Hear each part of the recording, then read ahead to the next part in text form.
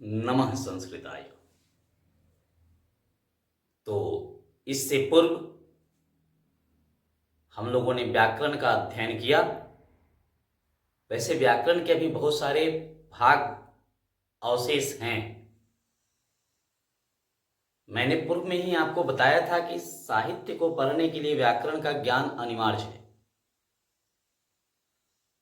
और उसी परिप्रेक्ष्य में मैंने पहले व्याकरण पढ़ाने का प्रयास किया था। लेकिन चूंकि मई आ गया, बच्चों के अनुरोध पर मैं आज से पाठ्य पुस्तक पढ़ाने का प्रयास कर रहा हूं, और जहां तक मेरा विश्वास है, मैं सभी पदों को विग्रह करके एक एक अर्थ को समझाने का प्रयास करूंगा। अगर आप निष्ठापूर्वक इस वीडियो को देखते हैं तो आपकी समस्याओं का समाधान हो जाएगा। तो आज हम लोग 10वीं वर्ग की पाठ्य पुस्तक पीयूषम भाग 1 के प्रथम पाठ मंगलम को देखते हैं। मंगलम पहला पाठ है हमारा संस्कृत साहित्य का 10वीं वर्ग का, बिहार बोर्ड में। मंगलम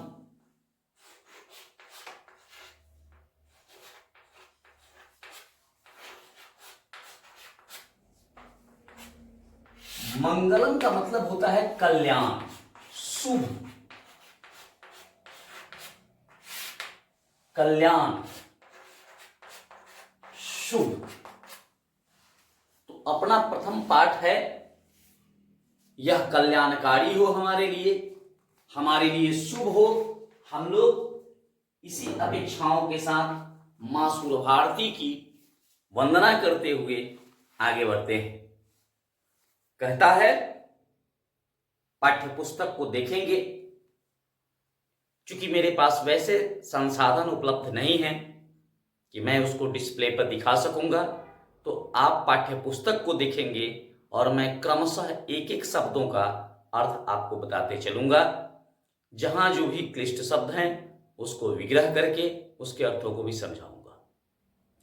लिखता है, उपनिषदः वैदिक वाङ्मयस्य अंतिमे भागे दर्शन शास्त्रस्य सिद्धांतान प्रकटयन्ते। अब सबसे पहले बात आती है, उपनिषद क्या है। विषय आएगा हमारा उपनिषद। उपनिषद क्या है, सबसे पहले प्रश्न यही होना चाहिए। उपनिषद कह, तो उपनिषद जो है हमारा, उप और नी दो उपसर्ग हैं और सद धातु है। इन शब्दों से मिलकर के बना हुआ है। इसको अगर एक बार कहें तो कहेंगे कि गुरु के नजदीक बैठकर जो ज्ञान प्राप्त किया जाता है उसे उपनिषद कहते हैं। यहां पाठ्य पुस्तक में बता रहा है कि उपनिषद वैदिक वाङ्मय का अंतिम भाग है। वैदिक वाङ्मय क्या है, तो संस्कृत साहित्य को हम दो भागों में बांटते हैं। संस्कृत साहित्य जो है हमारे, इसको दो भागों में बांटते हैं। एक को कहा जाता है वैदिक संस्कृत,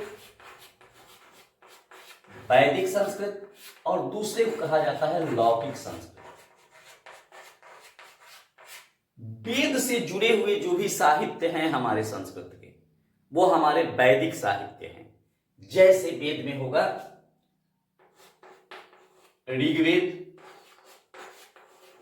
यजुर्वेद, सामवेद और अथर्ववेद। ये वेद हो गए। उसी प्रकार वेदांग हैं, 6 हैं, जिसको हम लोग शास्त्र कहते हैं। शिक्षा, व्याकरण, ज्योतिष,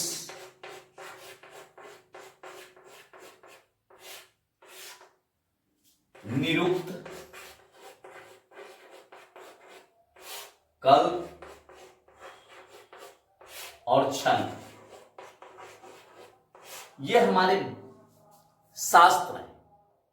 इन्हें वेदांग कहते हैं। शिक्षा जो है यह वेद का नाक है। शिक्षा घ्राणम तु वेदस्य, मुखम व्याकरणम स्मृतम, ज्योतिष नेत्र है, निरुक्त कान है, कल्प हाथ है और छंद पैर है। ये हमारे शास्त्र हैं, ये हमारे वेद हैं, यह उनके अंग हैं। अब कहता है कि वैदिक वांग्मय माने वैदिक साहित्य, वैदिक ब्रह्मांड का उपनिषद जो है अंतिम भाग है। क्यों अंतिम भाग है? तो यही कहता है कि वेद का अंतिम है। वेद के 3 भाग करते हैं हम लोग। पहले को कहते हैं ब्राह्मण, दूसरे को हम कहते हैं अरण्यक और तीसरे को कहते हैं उपनिषद।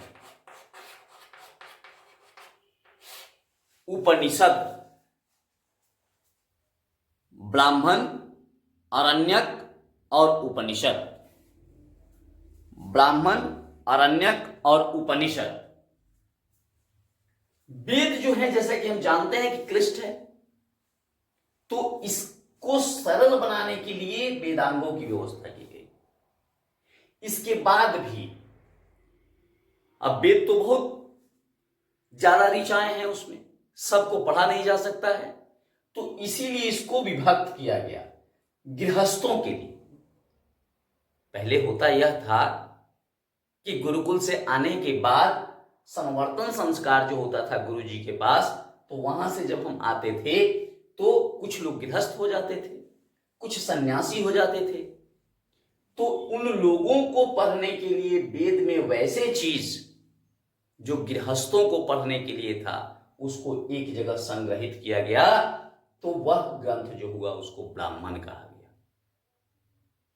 वेदों के वैसे ऋचाएं, वैसे सूक्त जो सन्यासियों के लिए आवश्यक था उसको एक जगह संग्रहित किया गया, तो उसको अरण्यक कहा गया।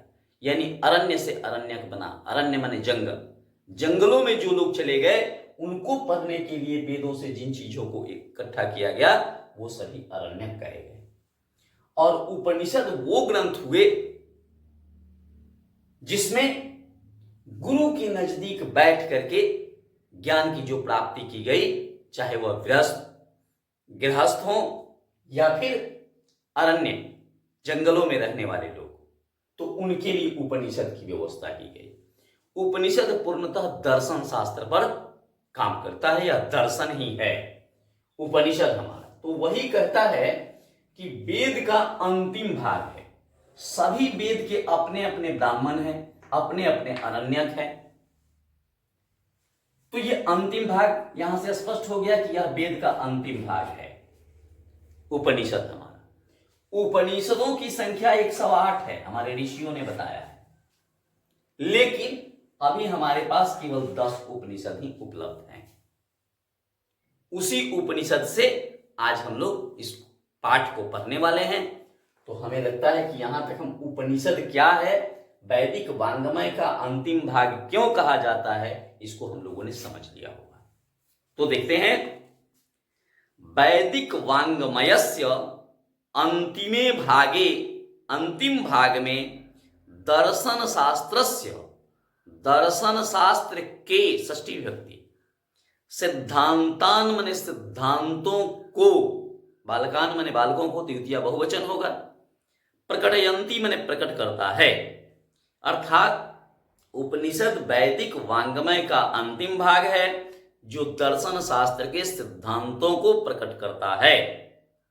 सर्वत्र, सर्वत्र माने सभी जगह, परम पुरुषस्य, परम माने सबसे ऊपर, पुरुषस्य माने पुरुष का अर्थात परमात्मा का, परमात्मा, महिमा माने महानता, प्रधानतया यानी प्रधानता से,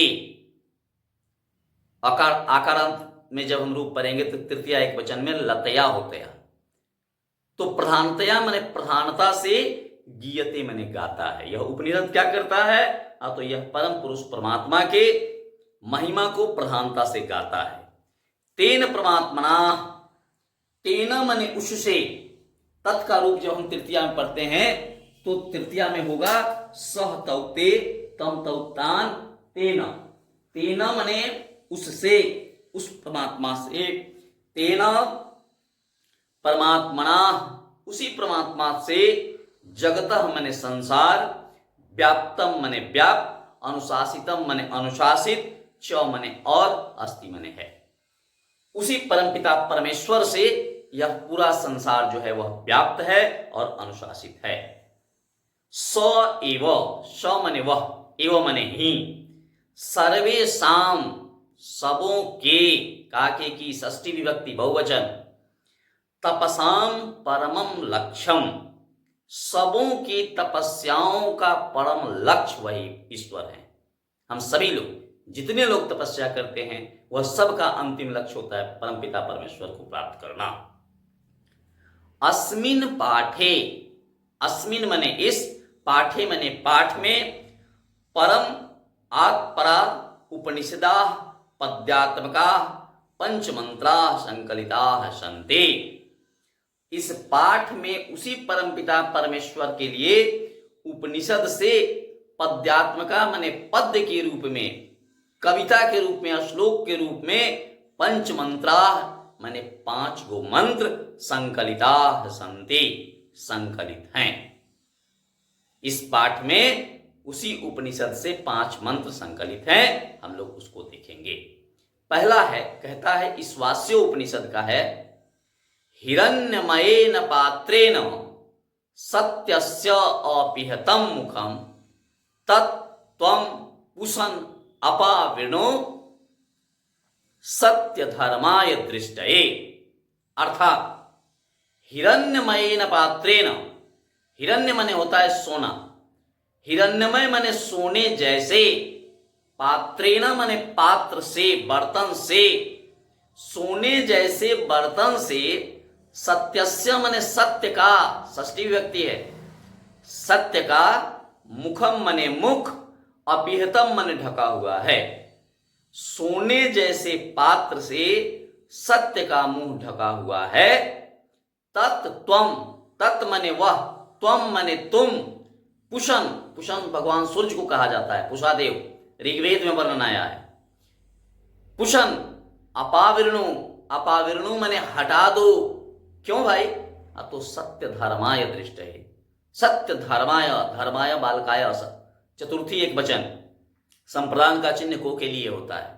तो सत्य धर्माय, सत्य धर्म को दृष्टय माने देखने के लिए, हे सूर्य तुम उसे हटा दो। कहता है कि हिरण्यमय पात्र से, सोने जैसे पात्र से सत्य का मुंह ढका हुआ है। हे सूर्य तुम विद्वान हो, तो उस सत्य धर्म को देखने के लिए सोने जैसे पात्र को हटा दो ताकि सत्य को देखा जा सके। स्पष्ट हो गया होगा। दूसरा है अनु अनुयान, महतो मह्यान। अनु मने होता है छोटा, हम सभी लोग जानते हैं कि अनु मने होता है छोटा। अनुयान का मतलब हो जाएगा, अनुयान का मतलब होगा यानी छोटे से छोटा, अनु अनुयान यानी छोटे से छोटा, एकदम सूक्ष्म से सूक्ष्म। महतो मह्यान, महत माने बड़ा, और मह्यान माने बड़ा से बड़ा। छोटे से छोटा और बड़े से बड़ा।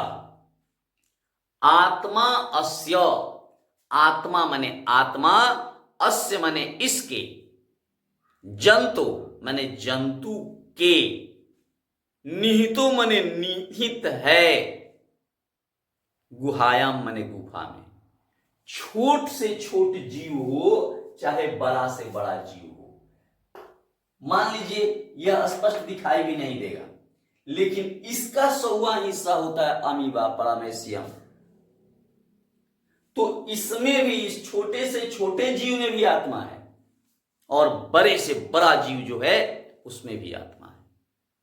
सभी जीव के अंदर में वह, उसकी गुफा में वह आत्मा छिपी हुई है। अनु अनुयान महतो मह्यान, छोटे से छोटा और बड़े से बड़ा आत्मा अस्य, यह आत्मा जंतो निहितो गुहायाम, जीवों की गुफा में छिपा हुआ है। तम करतु, तम माने उसको, तत् का रूप जब पढ़ते हैं तो द्वितीय एक वचन में तम होता है, सह तौते तम, तम माने उसको। अकर्तु, अकर्तु का मतलब होता है अनासक्त, जो माया मोह इत्यादि से जो लोग रहित व्यक्ति हैं उनके लिए कहा गया है। पश्यति माने देखता है, बीत शोकः, शोक रहित होकर के वैसे लोग जब उसको देखते हैं, उस आत्मा को, जब हम खुद परेशान हो, जब हम खुद सामान्य स्थिति में नहीं हो तो उस आत्मा को नहीं देख सकते हैं। शोक रहित होकर के जब विद्वान लोग, तीक्ष्ण बुद्धि वाले लोग उस आत्मा को देखते हैं तो धातु, तो वह धातु जो है वह आत्मा रूपी धातु को कहा गया है प्रसादात माने प्रसन्नता, महिमान आत्मन्नम। तब उस आत्मा की महानता हमें दिखाई देती है कि यह आत्मा कितना महान है कि छोटे से छोटे जीव में और बड़े से बड़े जीव में, यानी व्हेल हाथी में भी वह आत्मा है और वह आत्मा अमीबा पैरामेशियम में भी है। सोचिए, अगर अमीबा पैरामेशियम में वह आत्मा हो तो क्या कर सकता है? उतना ही चीज, उतना जगह लेने वाला अगर हाथी के देह में प्रवेश भी कर जाए तो कोई फर्क नहीं पड़ेगा। लेकिन आत्मा की ऐसी महानता है कि वह दोनों जगह समान रूप से काम करता है, यही इसकी महानता है। पुनः एक बार इसको समझेंगे। छोटे से छोटा और बड़े से बड़ा यह आत्मा जो है सभी जीवों के अंदर छिपा हुआ है, अंदर गुफा में निहित है। शोक रहित होकर के जब उसे देखने का प्रयास किया जाता है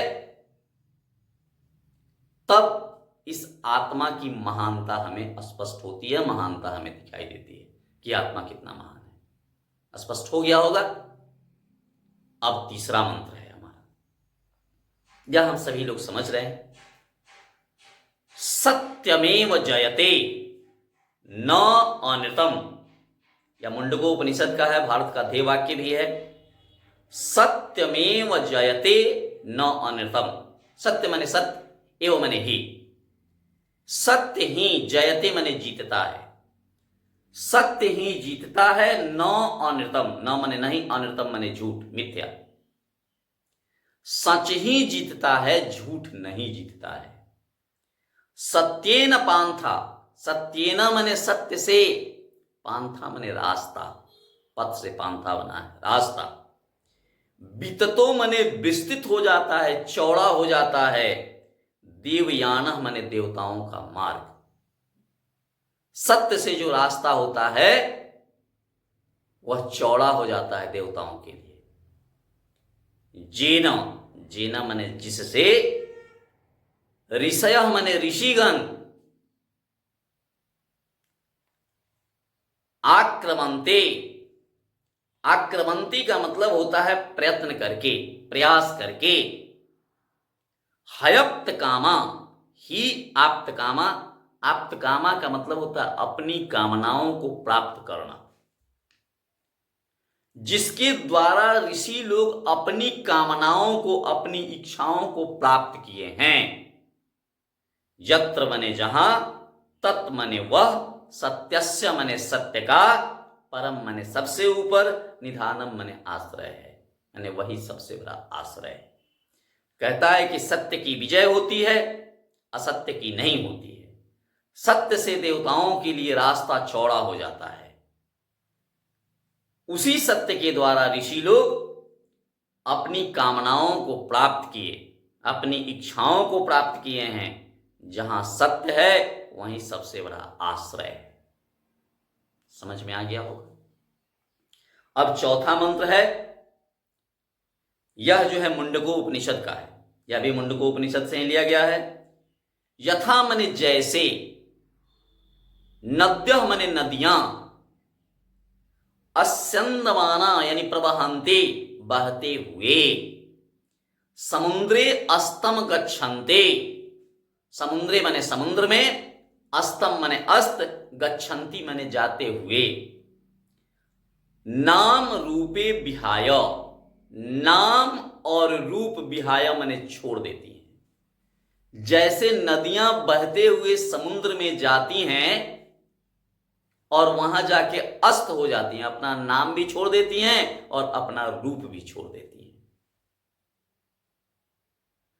तथा मने वैसे ही, विद्वान मने विद्वान लोग, नाम रूपात् विमुक्तः, नाम और रूप से विमुक्त हो जाते हैं, छोड़ देते हैं। परात् परमः, परात् परमः माने परमेश्वर को, पुरुषस्य उपैते दिव्यम, उस दिव्य परम पिता परमेश्वर को जब प्राप्त कर लेते हैं तो विद्वान लोग भी अपने नाम और रूप को छोड़ देते हैं। इसका अर्थ है, जैसे नदियां बहते हुए समुद्र में जाती हैं और अपने नाम और रूप को छोड़ देती हैं, वैसे ही विद्वान लोग दिव्य परमपिता परमेश्वर को जब प्राप्त कर लेते हैं तो वह अपने नाम और रूप को छोड़ देते हैं। अंतिम है, कहता है, श्वेताश्वर उपनिषद से लिया गया है, वेदहमेतम पुरुषम महात्मनः महांतम, वेद अहम एतम पुरुषम महांतम आदित्यवर्णम तमसः परस्तात्। अर्थात वेद मने वेद, अहम मने मैं, एतत् मने यह, पुरुषम मने पुरुष, महांतम मने महान। यह वेद रूपी पुरुष जो है यह महान है। आदित्य वर्ण, इसका रंग सूरज के रंग का है। आदित्य वर्ण का मतलब होता है आदित्य भगवान सूरज को कहते हैं।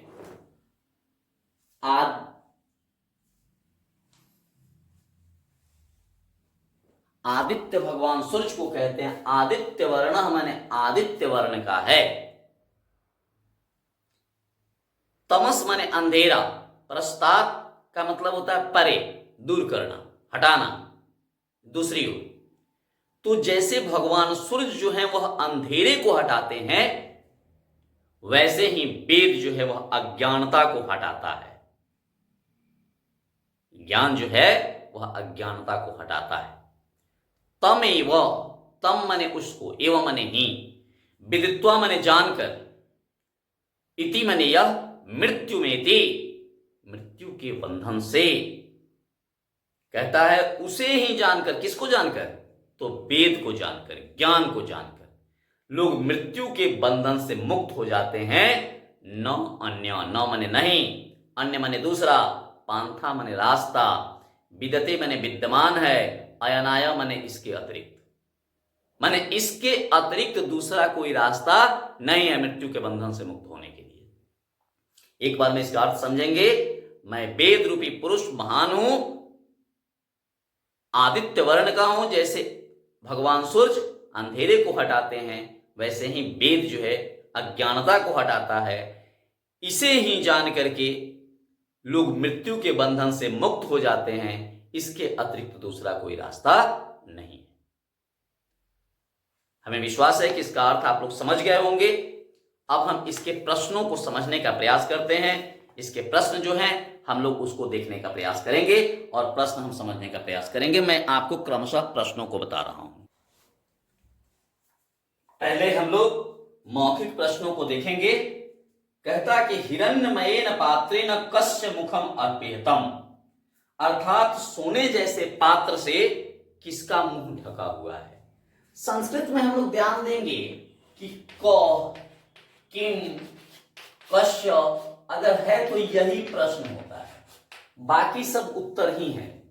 तो वही हमको केवल प्रश्नों का उत्तर लिख देना है, बाकी सब वैसे ही यथावत जैसे है वैसे उतार दिया जाता है। इसमें है हिरण्मयेन पात्रेण कस्य, कस्य जो है वही प्रश्न है, कस्य जो है प्रश्न है, बाकी सब उत्तर ही है। तो कस्य के जगह आप लिखेंगे सत्यस्य। पहले का क है, आप लिखेंगे इसको सत्यस्य, हो गया। कस्य के जगह सत्यस्य, यानी हिरण्यमयेन पात्रेण सत्यस्य मुखम अर्पितम, हो गया। दूसरा है सत्य धर्माय प्राप्त किम अपागम, सत्य धर्म को प्राप्त करने के लिए किसको हटा दिया जाए, तो किसको हटाना है, हिरण्यमय पात्र को हटा दीजिए। हिरण्यमय माने सोने जैसे पात्र को हटा देना है। हिरण्यमय पात्रम, किम के जगह आप लिखेंगे हिरण्यमय पात्रम, हो जाए। अब है तीसरा जो हमारा, वह है कि सत्यस्य मुखम केन आच्छादितम अस्ति, सत्य का मुंह किस चीज से आच्छादित है, तो यहां केना की जगह लिख दीजिए हिरण्यमय पात्रेण, हिरण्यमय पात्रेण। देखिए यहां पात्रम है, यहां पात्रेणा है, यहां तृतीया है, यहां द्वितीया है, इसका अर्थ होगा पात्र से और यहां होगा पात्र। हिरण्यमय पात्रेण माने हिरण्यमय पात्र से। फिर चौथा है हमारा महतो महियान को, बड़ा से बड़ा क्या है, तो आत्मा है, आत्मा जो है वह बड़ा से बड़ा है। अंग में है अनो अमियान को, छोटा से छोटा क्या है, तो छोटा से छोटा भी आत्मा है, बड़ा से बड़ा भी है और छोटा से छोटा भी है। तब है पृथिव्य आदि महत् परिणाम युक्तात् पदार्थात् महतरा को, पृथ्वी पर सबसे बड़ा पदार्थ के विषय में बताता है, तो फिर यहां हम लोग आत्मा ही लिखेंगे, आत्मा ही होगा। तब फिर है कीदृशः पुरुषः निजेंद्रिय प्रसादात आत्मन्नं महिमान पश्यति शोक रहितस्य भवति, तो यहां लिख दीजिए कीदृशः के जगह, कीदृशः के जगह आप लिखते हैं विद्वान,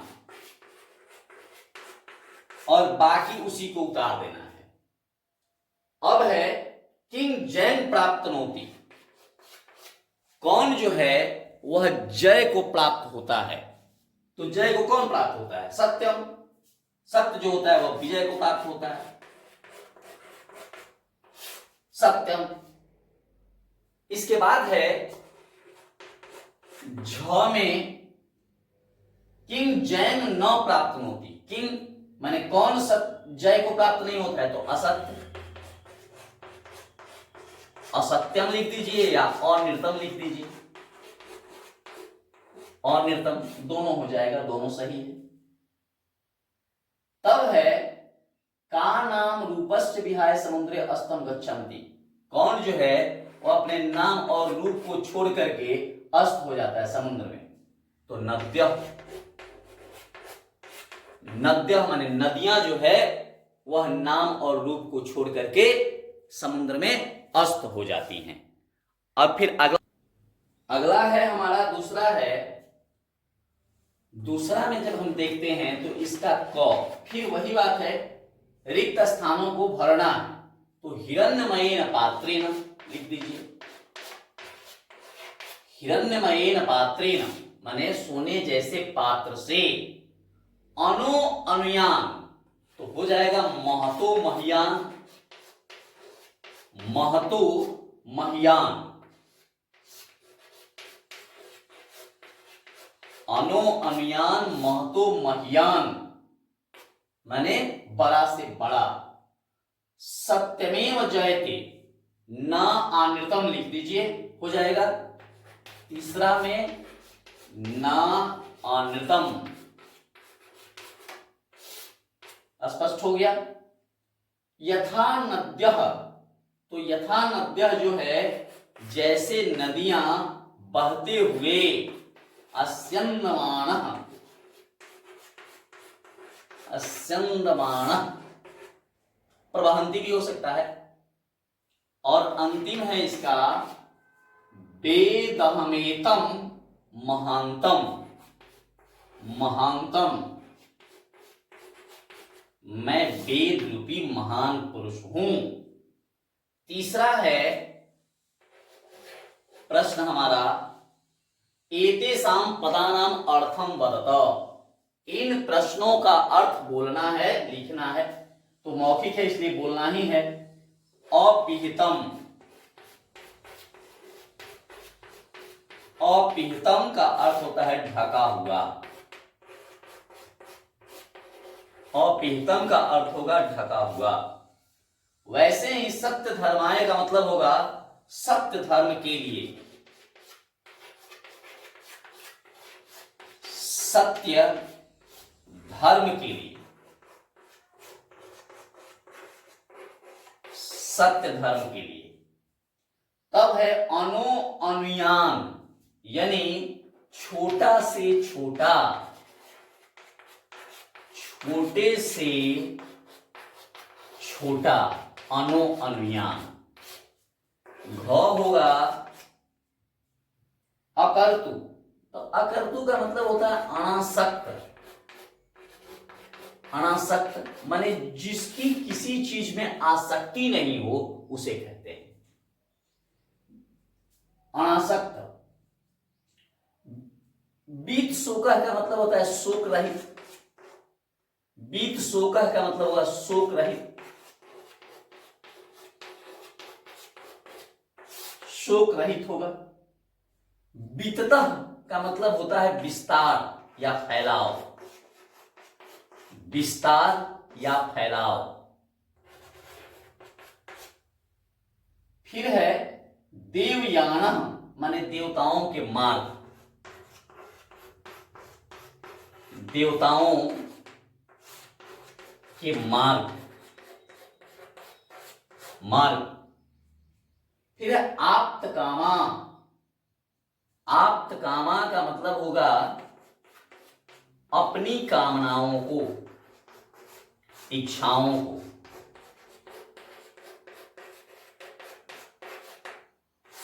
कामनाओं को, इच्छाओं को।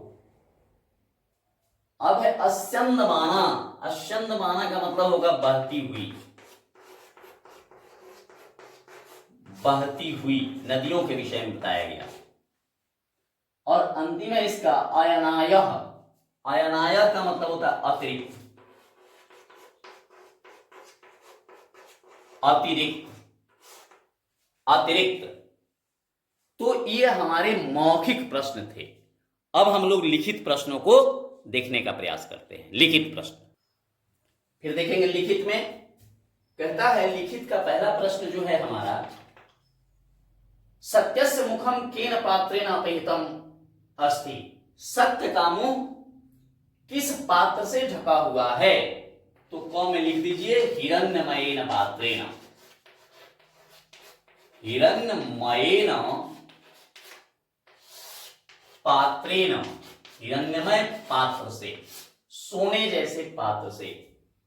अब फिर केना की जगह इसको लिख देंगे, बाकी वही सब होगा। यानी सत्यस्य मुखम हिरण्यमय पात्रेण अपहितम अस्ति। केना की जगह इसको केवल लिख देना है। फिर लिखता है पूषा कस्मै सत्यस्य मुखम अपावरणो। पूषा माने सूरज जो है, किस लिए उस सोने जैसे पात्र को हटा दे? तो सत्य धर्माय, सत्य धर्म के लिए उस पात्र को हटा दे। तब है कौन महतो महियान अस्ति। कौन महान से महान है? तो आत्मा जो है वह महान से महान है, बड़ा से बड़ा है। घ है किंग जयते। तो सत्यम जयते, सत्यम जीतता है। अब हम आएंगे देवयान पंथा केन वितता अस्ति। देवताओं के मार्ग कैसे चौड़े हो जाते हैं? तो सत्येन, सत्येन। तब है हमारा नद्य के विहाय समुद्री अस्तम गच्छन्ति। तो नाम रूपे लिख दीजिए, नाम और रूप छोड़ करके अस्त हो जाती है। अंतिम है इसका साधक पुरुषम विदित्वा कम अत्येति। साधक पुरुष जो होते हैं किससे मुक्त हो जाते हैं जान करके? तो मृत्यु, मृत्युम माने मृत्यु से मुक्त हो जाते हैं। साधक पुरुष जो होते हैं। अब हमारा है दूसरा प्रश्न, इसको हम लोग देखेंगे। दूसरे प्रश्न में इसको फिर बनाना है। कहता है अधोलिखित उदाहरणम अनुसृत्य प्रश्न निर्माणम उत्तराणि पूर्ण वाक्येन लिखित। अर्थात जो उदाहरण दिए गए हैं उसी को आधार बना करके हमको प्रश्नों का उत्तर देना है। तो पहला बनाता है यहाँ की सत्यस्य मुखम केन अपेतम अस्ति, तो बना दिया है कि सत्यस्य मुखम हिरण्यमयेन पात्रेण अपेतम अस्ति। अब हमारा पहला प्रश्न उसी के आधार पर बनाना है, यह दूसरा होगा। तो दूसरा, कस्य गुहायाम अनो अनुयान आत्मा निहितो अस्ति, किसकी गुफा में छोटे से छोटे आत्मा निहित है? तो जीवस्य लिख दीजिए, जीव के गुफा में यह आत्मा निहित है। विद्वान कस्मात् विमुक्तः भूत्वा परात् परमं पुरुषम उपैति, विद्वान किससे विमुक्त होकर के परम पिता परमेश्वर को प्राप्त करता है? तो नाम रूपात कर दीजिए, नाम रूपात। वैसे ध्यान रखेंगे कि यह त का द हो जाएगा, बाद में कोई वाक्य शब्द होगा तो त का द हो जाता है। हम लोग झलाम जसवंते सूत्र में पढ़े हैं व्यंजन संधि में। तीसरा जो है वह कहता है आप्त कामा ऋषय केन पांथा सत्यम प्राप्तवन्तु, तो देवयानेन लिखेंगे आप, देवयानेन, देवयानेन। अंतिम है इसका, विद्वान कीदृशम पुरुषम वेति, विद्वान जो हैं कीदृशम कैसे पुरुष को प्राप्त करते हैं? तो परात् परमम लिख दीजिए, परात् परम। दिव्यम भी लिख दीजिए, दिव्य परम पिता परमेश्वर को प्राप्त करते हैं, दिव्यम। इस प्रकार से यह हो गया। तो हम लोग दूसरे प्रश्न को समझ लिए। अब हम लोग तीसरे प्रश्न को देखने का प्रयास करते हैं। तीसरे प्रश्न को हम देखेंगे। कहता है कि तीसरा प्रश्न में संधि विच्छेद करना है। कस्य अपिहितम, कुछ नहीं करना है, कस्य जोड़ अपिहितम, अपिहितम, कस्य अपिहितम। अणो अनुयान लिख दीजिए, अणो, अणु जोड़ अनुयान, अनुयान, अणो अनुयान। तीसरा हो जाएगा हमारा जंतो निहितः, जंतो निहितः, निहितः, जंतो निहितः, जंतो निहितः। समझ रहे होंगे हम लोग। अब है हयप्त कामा, तो इसको कर दीजिए आप, हयप्त कामा यहां लिख देते हैं, ही जोड़ आप्त कामा, ही जोड़ आप्त कामा। अंतिम है अंग में उपैति, उप जोड़ एति, उपैति, उपैति। तो इस प्रकार से यह तीन हमारे हो गए। अब हम लोग चौथा और पांचवा को देखने का प्रयास करते हैं। चौथा में है हमारा प्रकृति प्रत्यय का निर्देशन करना है। तो पहला है अपिहितम, तो अपिहितम को चौथा जो है हमारा, चौथा का क अपिहितम में हो जाएगा अपि जोड़ हित जोड़ यत, बनेगा अपिहितम। इसका निहिता है, तो निहिता में हम कर देंगे नी, नी होगा, जोड़ कथ प्रत्यय हो जाएगा, कथ प्रत्यय होगा। फिर है विमुक्ता, तो विमुक्ता में बी उपसर्ग है, मुंच धातु है, मुंच धातु है और कथ प्रत्यय।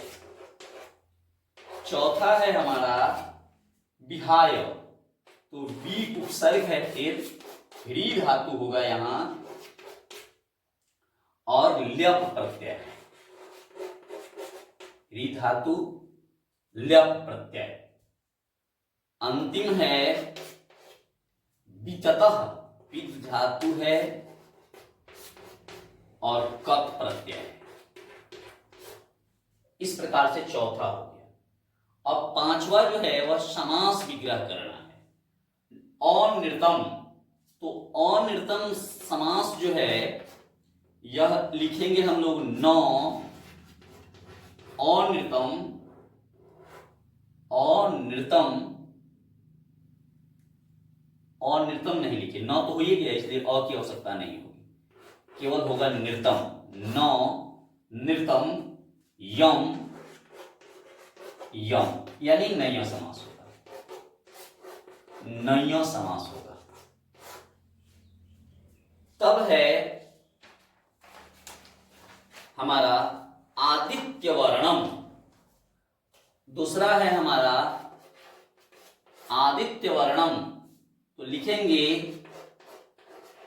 आदित्यम, आदित्यम इव, आदित्य के समान वर्णम,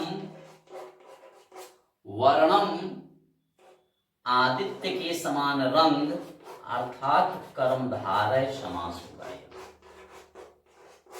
कर्मधारय समास होगा। कहीं कहीं बहुव्रीहि भी इसको दिया जा सकता है आदित्य वर्णम को। फिर है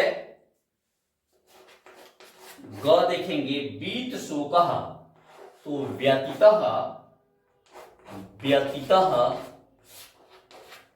शोकः, व्यतीतः शोकः यह स, यह स, यह बहुव्रीहि समास होगा, यह बहुव्रीहि समास होगा। चौथा है देवयानः, तो देवयान हो जाएगा देवस्य यान, षष्ठी तत्पुरुष होगा। देवस्य यानः, यह षष्ठी तत्पुरुष समास होगा। षष्ठी तत्पुरुष ये आप लोग जानते होंगे। वैसे मैंने अभी समास पढ़ाया नहीं हो, आपको असुविधा हो रही होगी। दूसरा है, अंतिम है न अन्य, तो न जोड़ अन्य, न जोड़ अन्य, यह भी नय समास होगा, नय समास होगा। वैसे इसको भी बहुव्रीहि समास के अंतर्गत रखा जा सकता है, बहुव्रीहि समास यह भी हो सकता है, ध्यान रखेंगे। लेकिन नैया में ही इसका प्रयोग होता है, चूंकि संस्कृत है इसलिए नैया समास में इसका हम लोग प्रयोग करेंगे। अब जो है इसके बाद है छठा और सातवां, इसको हम लोग देख लें। छठा में कहता है रिक्त स्थानानि पूर्यतः, रिक्त स्थानों को पूरा कीजिए। तो रिक्त स्थानों में पहला जो है आप देखेंगे सत्यस्य अपहृतं मुखम, तो आप लिख दीजिए हिरण्यमयेन पात्रेण, हिरण्यमयेन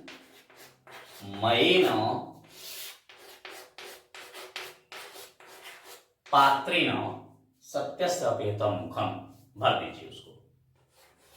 दूसरा होगा महतो महीयान, तो अनो अनुयान महतो महीयान, अनो अनुयान, अनो अनुयान महतो महीयान, इसको लिख देंगे। फिर ग जो है हमारा यहां होगा न अनृतम, तो सत्यमेव जयते, सत्यमेव जयते, सत्यमेव जयते न अनृतम, ये हलंत है, जयते हो जाएगा। चौथा है हमारा यथा नद्य हो जाएगा, जैसे नदियां अस्यंदमाने समुद्रे अस्तम गच्छन्ति। और पांचवा होगा तमेव विदित्वा, विदित्वा माने जानकर, तमेव विदित्वा मृत्युमेति, इस प्रकार से हो जाएगा। अब है सातवां, अंतिम है, इसको हम लोग देख लें। कहता है अधोनिर्दिष्टानां पदानां स्ववाक्येषु प्रयोगम कुरुतः, अपने वाक्य में प्रयोग करना है। तो सत्यम, तो सत्यम है तो लिख दीजिए सत्यम वदः, सच बोलो, सत्यम वदः। दूसरा है सत्यस्य, तो सत्यस्य है तो सत्य का आचरण करो, सत्यस्य आचरणम, आचरणम कुरु, सत्य का आचरण करो। लिखा गया है उपनिषद में सत्यम वद धर्मम चर स्वाध्याय नामा प्रमद, ये आप जब पढ़ेंगे उपनिषद में इन सब बातों का वर्णन है। तो सत्य का आचरण करो। तीसरा है हमारा गच्छन्ति, तो गच्छन्ति तो हम लोग बड़ी आसानी से, ते विद्यालयम गच्छन्ति, गच्छन्ति, बालका विद्यालयम गच्छन्ति, हो सकता है, बड़ी आसान है ये।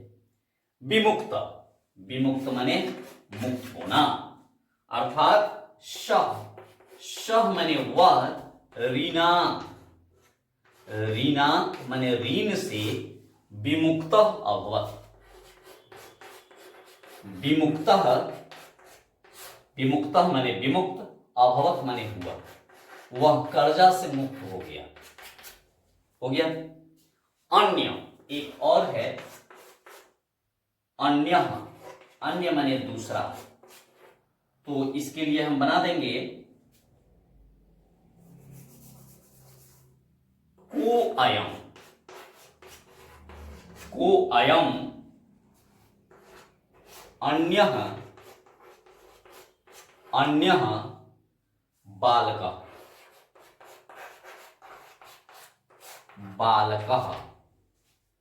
इस प्रकार से हमारे सभी प्रश्न जो हैं प्रथम पाठ के वह संपन्न हुए। मंगलम पाठ हमारा जो है उसको हम लोगों ने पढ़ लिया, उसके सभी प्रश्नों को, कठिन शब्दों को और उसके प्रश्नों को हमने देख लिया है। अब फिर हम आगे पाटलिपुत्र वैभवम को पढ़ेंगे। तब तक के लिए नमो नमः, धन्यवाद।